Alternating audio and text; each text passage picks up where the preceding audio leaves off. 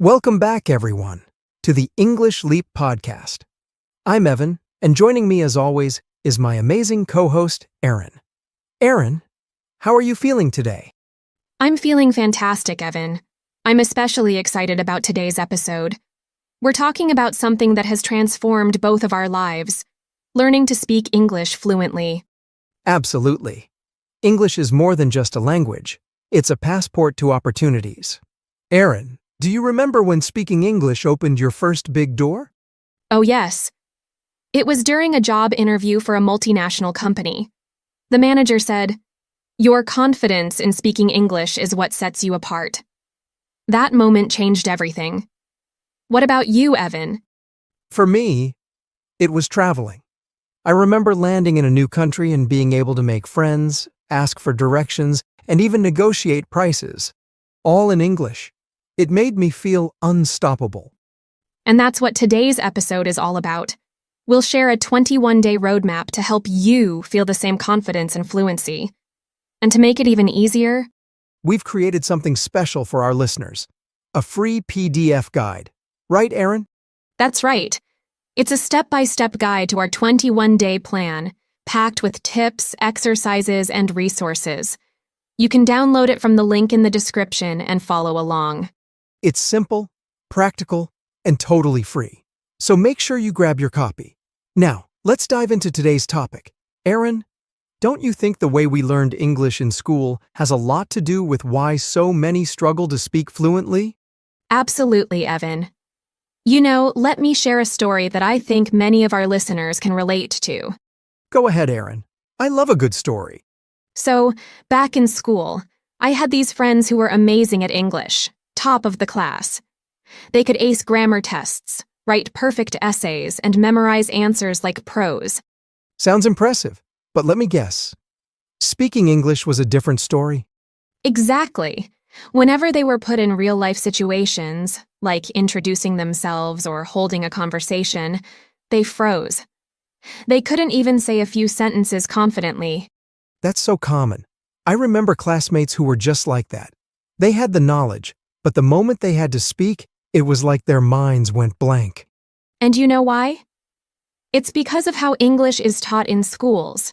The focus is always on textbooks, rules, grammar, and rote learning. We're trained to pass exams, not to communicate. Exactly. It's all about writing essays and filling in blanks. But when it comes to practical usage, like talking to someone, those lessons just don't help. Exactly. But here's the good news. Speaking English is a skill, and like any skill, it can be learned and practiced. Absolutely. That's why we've crafted this 21-day roadmap. It's a step-by-step plan to take you from hesitant to confident. If you're ready to commit, this can transform your life. We've divided it into 3 focused weeks.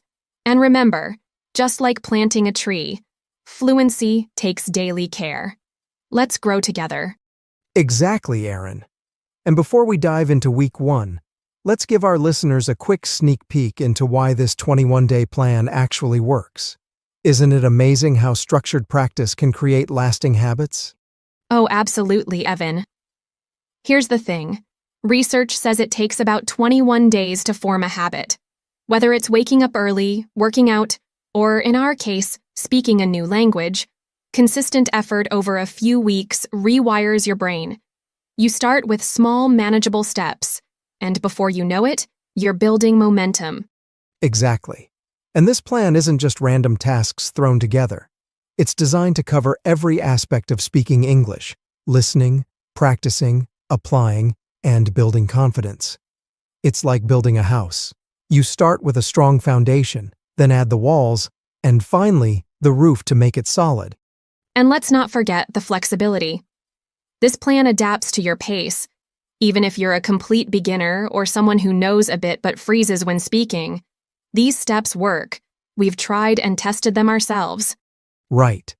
So, if you've ever felt like you're stuck or English just doesn't click, trust this process. It's systematic and practical. And by the end of 21 days, you'll feel a noticeable change, not just in how much you know, but in how confidently you use it. All right. With that said, Let's not keep our listeners waiting any longer. Let's kick off with Week 1, Immersion and Familiarity. All right. Week 1 is the foundation of your English-speaking journey. It's all about getting familiar with the language, listening, reading, and observing. Exactly. It's like tuning your ears and mind to the rhythm of English. You're not aiming for perfection yet, just getting comfortable with how it sounds and flows. Right? And the best part? You're surrounding yourself with English in ways that feel natural. All right, so let's get this rolling. The first step, listening. Seriously, just listen to English as much as you can. Podcasts, audiobooks, YouTube videos. It's all about getting used to the sound of the language. Exactly. And don't just stick to one type of content. Explore. I remember how BBC Learning English became my go-to. Their playlist, The English We Speak, was like a treasure chest of real-life phrases. Wait, Evan. You forgot to mention our own podcast, English Leap Podcast. It's also a great option. We focus on slow, clear narration, perfect for beginners. Oh, true. And you know what's the best part? That's not just us saying it. Our listeners rave about it in the comments. So make sure to pick podcasts that match your interest and dive in. Okay, so listening is great, but what next? Shadowing. Ever heard of it? Oh yeah, this one's fun. You basically repeat what the speaker is saying, word for word, like their shadow. It's a little awkward at first, but it works wonders. Yeah, exactly. I used to shadow TED Talks. I'd pause, repeat, and mimic their tone. It's like karaoke, but for English. I know what you mean. And Elsa Speak took it up a notch for me. It's like having a personal coach. It even corrected my pronunciation for tricky words like schedule and lettuce. Trust me, you'll feel like a pro in no time. Okay, Evan. Quick question. What's one thing that helped you get comfortable with English faster? Reading. No doubt about it. Pairing listening with reading made things click for me. Exactly. When you read, you see the words, understand the context, and even improve your grammar naturally. Start with simple stories or subtitles on videos. Yeah, I started with news in levels. It's like a gym for your brain. Stories written in different levels of difficulty. And oh, The Little Prince. Such a classic, with simple yet beautiful language. Yes, and it's not just about books. Even a quick scroll through an English recipe or travel blog counts. The goal is to make English a part of your everyday life. Okay, Aaron. Now let's talk apps. They're like pocket teachers, aren't they? Oh, absolutely. Apps like Duolingo are amazing for vocabulary building. It's so fun. You'll forget you're learning. Exactly. And Memrise. Man, that app is a gem. It adds cultural context to phrases. So you don't just learn words, you learn how to use them. And, of course, Elsa Speak. Remember when I struggled with pronouncing desert and dessert? That app saved me from so many embarrassing moments. Yeah, same here. Apps like these make practice interactive and less intimidating. Plus, they fit right into your schedule. All right, here's the golden rule. Don't try to do it all at once. Start small. And consistency is the secret sauce. Commit to just 20 to 30 minutes daily. No excuses. Exactly. I broke my day into 3 parts. Podcasts in the morning, shadowing during lunch, and reading before bed. It made practice feel effortless. And don't overwhelm yourself. The key is balance. Little steps every day lead to big improvements. All right, moving on to week 2. This is where the magic really starts. It's all about practice and engagement. Exactly. Now that you're familiar with how the language sounds, it's time to actively use it. This is the week where you start interacting with yourself and with others. That's what really helped me when I started. Really? How did you put it into action? Oh, texting. It's less scary than speaking. I started with simple messages to friends and joined language exchange groups online. Exactly. Texting gives you time to think and compose your thoughts. And using tools like Grammarly helps you avoid common mistakes. And here's a fun one. Talk to yourself. Sounds weird, right? Ha ha ha, yeah, but it works. I used to narrate my day. Like, I'm making coffee now. It builds fluency and confidence over time. Exactly. And recording yourself is even better. Apps like Descript can create subtitles so you can catch your errors and improve. Right. One thing I loved was role-playing.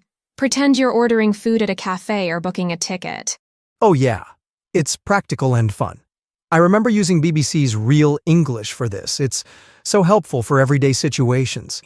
Another tip: observe and mimic. Watch interviews, movies, or even YouTube vlogs. Yeah, I watched Charisma on Command. It's great for learning how people communicate confidently, not just what they say. And here's a game changer: the 5x5 rule. Reach out to 5 people a day and start a conversation. It could be online or in person. Yeah, I remember how scary it was at first. But the more you do it, the easier it gets. And you'll be surprised how kind people are when you're making an effort. Uh-huh. All right. Quick recap. We've built the foundation in week 1, practiced using the language in week 2. Now it's time to take things to the next level. Real-life application. Absolutely. Week 3 is all about stepping out of your comfort zone. It's time to build real confidence by actually speaking in real-life situations. Right. This is the week to go out there. Attend events, meetups, or join clubs where English is the main language. Exactly. I joined a book club, and it was the best decision ever. Talking about something you love makes speaking easier. That's such a great idea. And here's another tip. Take every opportunity to speak. Whether it's a casual chat with a colleague or a quick call, those small moments add up and boost your confidence. Yeah, and don't aim for perfection. Just aim to connect. People appreciate effort more than grammar. Okay, here's a tough but rewarding one. Present something or perform at an open mic. Exactly. I gave a short talk at a meetup, and though I was nervous, it boosted my confidence like nothing else. Finally, reflect. Watch your recorded videos or listen to your voice. Identify what's improving and what still needs work. And celebrate your progress. It's all about those small wins that keep you moving forward. Absolutely. And learning English isn't just about the language itself. It's about the opportunities it creates, the people you connect with, and the confidence you gain. Exactly. Speaking of opportunities, Aaron, don't you think it's time we take a closer look at some of the key words we've mentioned today? Great idea. Understanding these words deeply can really help. And who better to guide us through this than our brilliant co-host, Charlotte? Charlotte, over to you for the vocabulary breakdown. Thank you, Aaron and Evan. Hey everyone, I'm Charlotte. I've been listening in and I've picked out some words that might need a closer look. Let's go over them one by one. Rote learning. Meaning: memorizing information through repetition without understanding its meaning. Example: in school, we relied on rote learning to pass exams, but it didn't help us apply the knowledge. Rave.